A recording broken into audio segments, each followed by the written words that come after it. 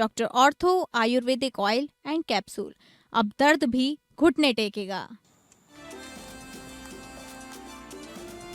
लखनऊ में लोकमाता अहिल्याबाई मातृ शक्ति यात्रा योजना का सीएम योगी ने किया शुभारंभ। 60 साल से ऊपर की महिलाओं को सरकारी बस में बिना शुल्क यात्रा। कहा, उत्तर प्रदेश की बेटी को भयमुक्त वातावरण देने का संकल्प पूरा, नकल पर लगी लगाम।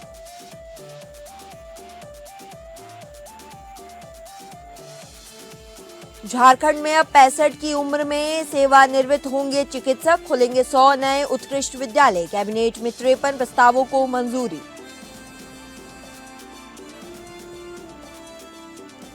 स्वाइन फ्लू का खतरा बढ़ा, दिल्ली में 23,008 मरीज मिले, नोएडा में 24 घंटे में बढ़े 8 गुना केस। एनसीआर के अस्पताल अलर्ट मोड पर। आरएसएस के शताब्दी वर्ष में मोहन भागवत का अमेरिका दौरा, न्यूयॉर्क में महिलाओं ने तिलक लगाकर किया स्वागत। न्यूयॉर्क मेयर ने कहा, आरएसएस की रैली को समर्थन नहीं।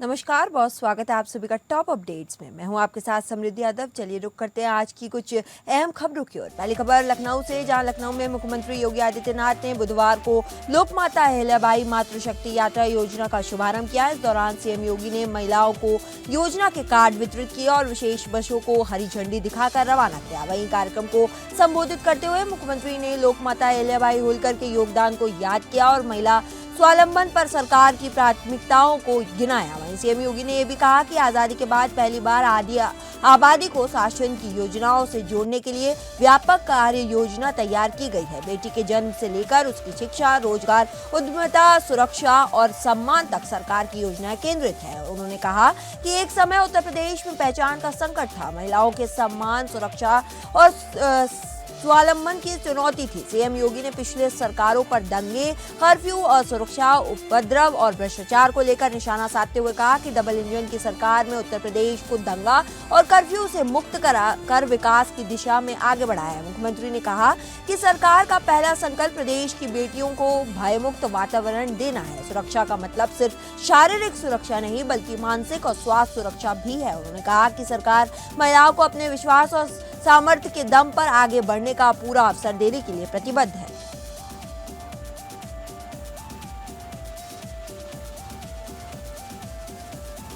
दिल्ली में बीमारी के मामले बढ़कर 2,308 और स्वाइन इन्फ्लुएंजा ए बी के 3,000 हो गए हैं। वहीं गौतम बुद्ध नगर जिले में एक ही दिन में 105 नए मामले सामने आने से हड़कंप मच गया है। दिल्ली एनसीआर में भी स्वाइन फ्लू के मामले लगातार बढ़ रहे हैं। राजधानी में मौसमी फ्लू और वेक्टर जनित बीमारियों के बढ़ते मामले को लेकर स्वास्थ्य मंत्री डॉक्टर पंकज कुमार सिंह की अंतर्विभागीय समीक्षा बैठक के बाद कहा कि सभी अस्पताल अलर्ट मोड पर है। पिछले हफ्ते केंद्रीय स्वास्थ्य मंत्री जेपी नड्डा के साथ बैठक में केंद्र सरकार ने पूरा सहयोग का आश्वासन दिया। वहीं मामलों की जल्द पहचान, समय पर रिपोर्टिंग और एंटीवायरल दवाओं की उपलब्धता सुनिश्चित करने की जाएगी। डेंगू मलेरिया नियंत्रित के लिए स्प्रेइंग और फॉगिंग तेज करने को कहा गया है। गौतम बुद्ध नगर जिले में स्वाइन फ्लू के मरीजों की संख्या सिर्फ 24 घंटे में 8 गुना बढ़कर 120 पहुंच गई है।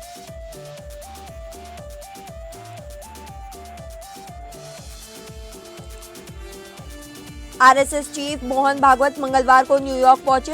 ये उनका 17 दिन के 3 देशों के दौरे का पहला पड़ाव है। आपको बता दें, न्यूयॉर्क के JFK एयरपोर्ट पर भारतीय महिलाओं ने तिलक लगाकर उनका स्वागत किया। वहीं भागवत का ये दौरा आरएसएस के शताब्दी वर्ष के ग्लोबल आउटरीच कार्यक्रम के तहत हो रहा है। आरएसएस के 100 साल पूरे होने के मौके पर देश विदेश में कई कार्यक्रम आयोजित किए जा रहे हैं। अमेरिका के बाद भागवत कनाडा और ब्रिटेन जाएंगे। संघ के मुताबिक इस दौरान वो भारतीय मूल के लोगों और स्थानीय संगठनों के प्रतिनिधियों से मुलाकात करेंगे। भागवत 29 अगस्त को न्यूयॉर्क के मेडिसन स्क्वायर गार्डन में यूनिवर्सल वननेस कार्यक्रम में शामिल होंगे। वहीं न्यूयॉर्क के मेयर जौहरन ममदानी ने भागवत के दौरे को लेकर कहा कि आरएसएस के कार्यक्रम का समर्थन नहीं करता है। वहीं मेडिसन स्क्वायर गार्डन में यूनिवर्सल वननेस सेलिब्रेशन कार्यक्रम का आयोजन American Hindus for engagement and dialogue forum कर रहा है। कार्यक्रम में भागवत का संबोधन भी होगा।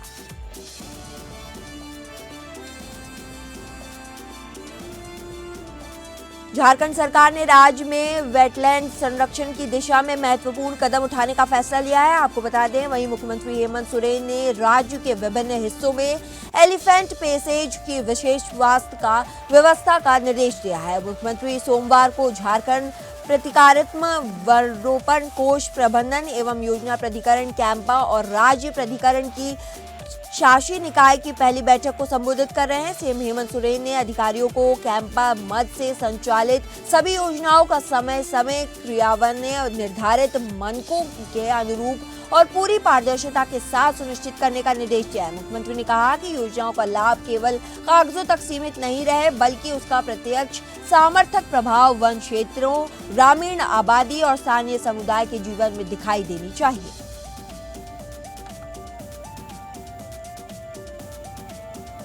मुख्यमंत्री हेमंत सोरेन की अध्यक्षता में कैबिनेट की हुई बैठक में कुल 53 प्रस्तावों को सर्वसम्मति में मंजूरी दी गई है। आपको बता दें, जमशेदपुर स्थित एमजीएम मेडिकल कॉलेज में एमबीबीएस की सीटें बढ़ाने और इसके शुद्धिकरण के लिए 3 अरब 53 करोड़ रुपए की राशि की स्वीकृति की गई है। वहीं धनबाद स्थित शहीद निर्मल महतो मेडिकल कॉलेज में भी एमबीबीएस की सीटें बढ़ाकर और आधारभूत संचारों को उन्नत करने के लिए 4 अरब 55 लाख रुपए की स्वीकृति प्रदान की गई है। वहीं झारखंड राज्य में विकास भारत रोजगार और आजीविका के लिए गारंटी बीबी जी राम जी योजना की स्वीकृति दी गई है। जल शक्ति मंत्रालय भारत सरकार की जलवायु परिवर्तन राष्ट्र कार्य योजना NAPCC के अंतर्गत राष्ट्रीय जल मिशन द्वारा निर्धारित लक्ष्यों को प्राप्ति हेतु जल क्षेत्र का राज्य विनिष्टन कार्य योजना तैयार करने के लिए NIH रुड़की के साथ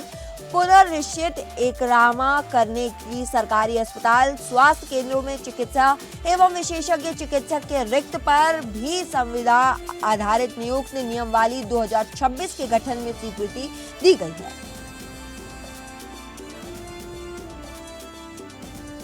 धामी कैबिनेट के बड़े फैसले। मुख्यमंत्री पुष्कर सिंह की धामी की अध्यक्षता में मंगलवार को कैबिनेट की बैठक में राज्य हित के पेश किए गए 17 प्रस्तावों पर कैबिनेट की मोहर लग गई है। इस प्रस्तावों में प्रमुख उत्तराखंड राज्य सहकारी नीति रही। वहीं कैबिनेट में स्वीकृत प्रस्ताव कुछ इस प्रकार है। सरकार ने सीएनजी गाड़ियों को ग्रीन सेस में मिलने वाली छूट जारी करने का फैसला किया है, जबकि हाइब्रिड वाहनों को मिल रही छूट वापस ले ली गई है। बैठक के सबसे बड़े फैसलों में उपनल कर्मचारियों को समान कार्य समान वेतन की सौगात, अडानी पावर को 1320 मेगावाट के पावर प्लांट का ठेका और ऋषिकेश में कैंसर इंस्टीट्यूट बनने को मंजूरी शामिल है। बैठक के बाद मुख्यमंत्री ने अपर सचिव बंशीधर तिवारी ने कैबिनेट के फैसलों की जानकारी दी।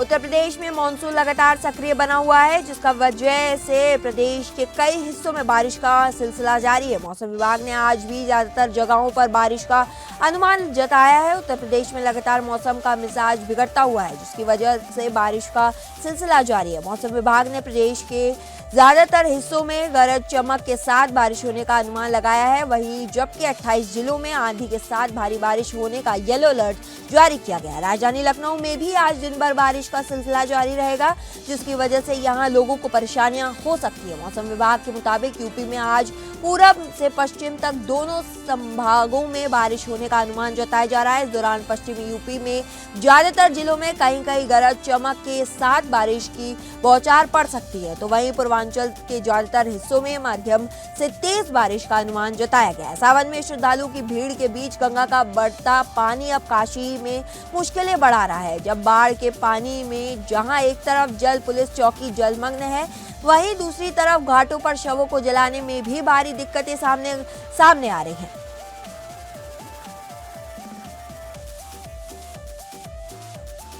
महाराष्ट्र के पालघर जिले के काशा पुलिस स्टेशन में एक युवक के साथ कथित मारपीट का मामला सामने आया है। युवक गोविंद का आरोप है कि पुलिस उसे नवी मुंबई स्थित उसके घर से पूछताछ के नाम पर काशा थाने लाई, जहां देर रात तक पूछताछ के दौरान उसके साथ मारपीट की गई। युवक ने इस मामले में पुलिस अधिकारी अमर पाटिल और संदीप चौहान पर आरोप लगाया। उसका कहना है कि मारपीट से उसके शरीर पर चोट और लाल निशान आए हैं, जिसके लिए उसे इलाज करवाना पड़ा है। उसने मेडिकल रिपोर्ट भी शिकायत के साथ सौंपी है। वहीं मामले में तारीखों को लेकर भी विवाद हुआ है। शिकायतकर्ता के अनुसार उसे 21 तारीख को थाने बुलाया था, जबकि पुलिस नोटिस पर 23 तारीख दर्ज है और उसी दिन उसे हिरासत में ले लिया गया। नोटिस के रेफरेंस नंबर, हस्ताक्षर और रसीद पर भी सवाल उठाए गए हैं। पुलिस अधिकारी अमर पाटिल ने नोटिस देने की बात स्वीकार करी है।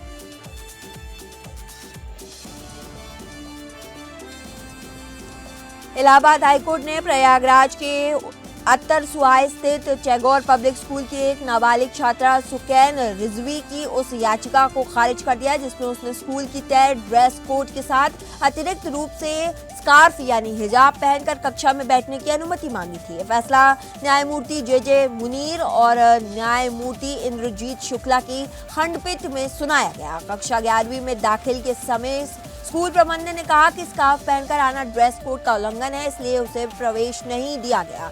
वहीं छात्रा ने इसके खिलाफ इलाहाबाद हाईकोर्ट में याचिका दाखिल की। हाईकोर्ट ने कहा कि स्कूल यूनिफॉर्म अनुशासन, बच्चों के बीच समानता, संस्थानगत पहचान और धर्मनिरपेक्ष माहौल को बढ़ावा देता है, क्योंकि ये सभी धर्मों के छात्रों पर समान रूप से लागू होता है। हाईकोर्ट ने कहा कि स्कूल का ड्रेस कोड तय करना पूरी तरीके से उचित है और इसमें बदलाव की मांग करने वाली कोई भी सोच को बदलाव होना चाहिए, ना ही ड्रेस कोड में।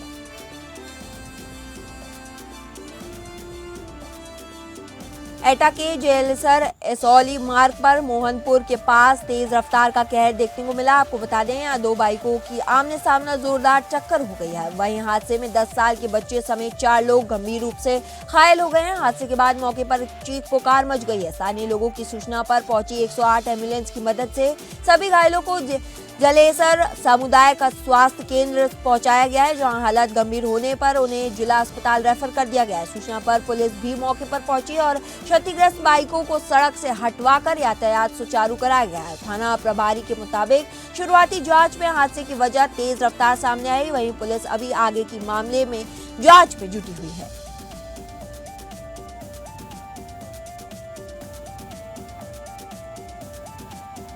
खबर अंबेडकर नगर में, जहां न्यायालय के आदेश पर अगबपुर तहसीलदार समेत 2 नामजद और 4 से 5 अज्ञात लोगों के खिलाफ मुकदमा दर्ज किया गया है। मामला शाहजादापुर में एक विवादित दुकान से कब्जा हटाने से जुड़ा है, जहां वादी के अनुसार एसडीएम स्तर से पहले ही स्पष्ट किया गया था कि दुकान का विवाद सिविल प्रकृति का है और प्रशासनिक स्तर से कब्जा परिवर्तन की कार्रवाई नहीं की जा सकती। इस मामले में सीजेएम न्यायालय ने अकबरपुर कोतवाली प्रभारी को मुकदमा दर्ज करने का आदेश दिया है। न्यायालय के आदेश के बाद अकबरपुर कोतवाली में मुकदमा दर्ज कर पुलिस ने मामले की जांच शुरू कर दी है।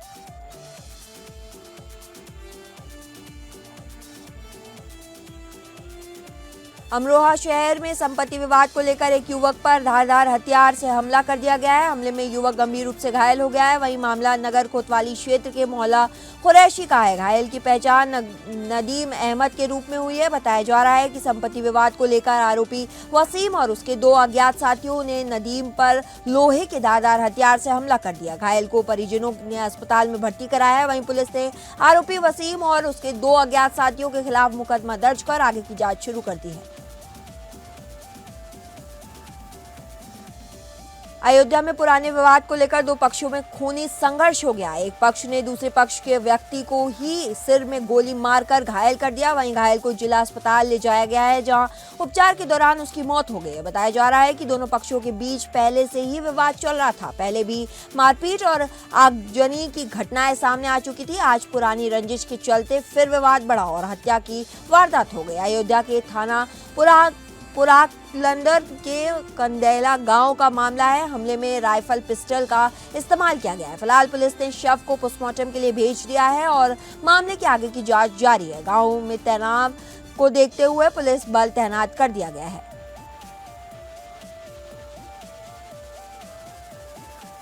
अमृत भारत स्टेशन योजना के तहत 27 करोड़ रुपए खर्च कर आजमगढ़ रेलवे स्टेशन को अत्याधुनिक बनाने के दावे की पहल ही मूसलाधार बारिश ने पोल खोलती नजर आ रही है। रात में हुई तेज बारिश के दौरान प्लेटफॉर्म नंबर 2 पर टिन शेड और फॉल सीलिंग से पानी झरने की तरह गिरने लगा। बारिश से बचने के लिए शेड के नीचे पहुंचे यात्रियों को वहां भी पानी टपकता मिला। इससे यात्रियों को अपने सामान और बच्चों के साथ इधर उधर भटकना पड़ा।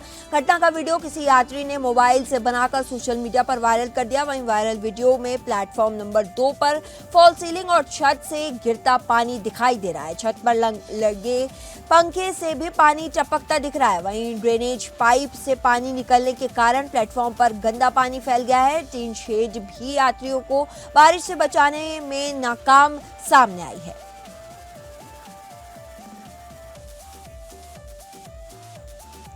बदायूं से बरेली की ओर जा रही डबल डेकर बस जैसी ही बिनावर थाना क्षेत्र के घटकपुरी बेड़ा गांव सड़क पर पहुंची। आगे चल रही बाइक सवार 2 को बस ने टक्कर मार दी। टक्कर इतनी जबरदस्त थी कि बाइक पूरी तरीके से क्षतिग्रस्त हो गई और बस खाई में जा घुसी। आसपास के ग्रामीण मौके पर पहुंच गए और किसी ने पुलिस को सूचना दी। मौके पर पहुंची पुलिस ने बाइक सवार गंभीर रूप को घायल थाना दातागंज के सिपाही गांव किशन को प्राइवेट एम्बुलेंस से बरेली इलाज के लिए भेजा और क्रेन की मदद से डबल डेकर बस को बाहर निकलवाया। डबल डेकर बस में सवार सवरिया किसी तरीके से गंत थाना को रवाना किया गया। वहीं गनीमत ये रही कि डबल डेकर बस दुर्घटनाग्रस्त होने से बार बची। प्रभारी निरीक्षक ने बताया कि घायल को इलाज के लिए बरेला भेज दिया गया है। वहीं तहरीर प्राप्त होने के बाद आगे की कार्रवाई की जाएगी।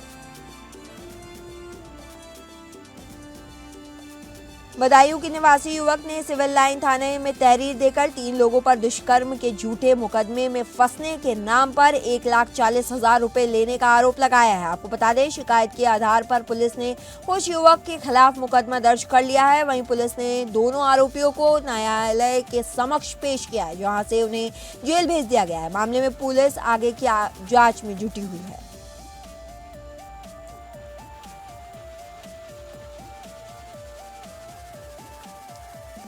बलरामपुर के ललिया थाना क्षेत्र के रमनगरा गनवारिया गांव में तेंदुए की दहशत से ग्रामीण परेशान है। नहर किनारे भैंस के करीब 1.5 साल के बछड़े पर तेंदुए ने हमला कर दिया है और उसे अपना शिकार बना लिया। बताया जा रहा है कि गुरु दिन नहर किनारे भैंस चारा रही थी। वहीं इसी दौरान झाड़ियों में घात लगाए तेंदुए ने अचानक बछड़े पर हमला किया और उसे खींचकर झाड़ियों में ले लिया। कुछ देर बाद नहर किनारे झाड़ियों से बछड़े का शव बरामद हुआ। घटना की जानकारी मिलते ही बड़ी संख्या में ग्रामीण मौके पर पहुंच गए। वहीं ग्रामीणों ने लाठी डंडों के साथ आसपास तेंदुए की तलाश की। ग्रामीणों का कहना है कि तेंदुआ पिछले कई महीनों से इलाके में घूम रहा है और पहले भी कुत्ते और बकरियों पर शिकार बना चुका है। ग्रामीणों ने वन विभाग से तेंदुए को पकड़ने के लिए जल्द पिंजरा लगाने की मांग की है। उनका आरोप है कि कई बार सूचना देने के बावजूद अब तक प्रभावी कार्रवाई नहीं हुई है। फिलहाल तेंदुए की दहशत के बीच ग्रामीणों में डर का माहौल बना हुआ है और वन विभाग की टीम लगातार उसकी गतिविधियों पर नजर बनाए हुए है। सोनभद्र जिले की हाथीनाला पुलिस और एंटी नारकोटिक्स फोर्स लखनऊ की संयुक्त टीम को नशीले पदार्थ की तस्करी के खिलाफ बड़ी कामयाबी मिली है। पुलिस ने द्विवेदी मार्ग पर यात्री शेड के पास एक एम्बुलेंस से 41 किलोग्राम अवैध गांजा बरामद किया है। वहीं तस्करों ने गांजे को छुपाने के लिए एम्बुलेंस के फर्श पे एल्यूमिनियम की चादर के नीचे एक खास कैबिन बना रखा है। पुलिस और एएनटीएफ की टीम ने घेराबंदी कर एम्बुलेंस चालक को मौके से गिरफ्तार कर लिया है। वहीं पुलिस ने अभियुक्त के खिलाफ एनडीपीएस एक्ट की धारा के तहत मामला दर्ज कर लिया है और गिरोह से जुड़े अन्य लोगों की तलाश जारी है। सरकारी कॉलेज लुधियाना ईस्ट में विद्यार्थियों को वोटर कार्ड बनवाने और अपने मतदान अधिकार और संवैधानिक अधिकारों के प्रति जागरूक करने के उद्देश्य से वोटर जागरूकता व्याख्यान आयोजित किया गया है। आपको बता दें, मुख्य अतिथि निधि गुप्ता ने कहा कि 18 वर्ष या उससे अधिक आयु के प्रत्येक विद्यार्थी को अपना वोटर कार्ड जरूर बनवाना चाहिए। उन्होंने कहा कि मतदान का अधिकार भारतीय संविधान द्वारा नागरिकों को दिया गया है, एक महत्वपूर्ण लोकतांत्रिक अधिकार है और इसका इस्तेमाल समझदारी और जिम्मेदारी के साथ किया जाना चाहिए। विशेष अतिथि अभिषेक गुप्ता ने वोटर कार्ड के महत्व और नई वोटर आईडी बनवाने की ऑनलाइन और ऑफलाइन प्रक्रिया की जानकारी दी है।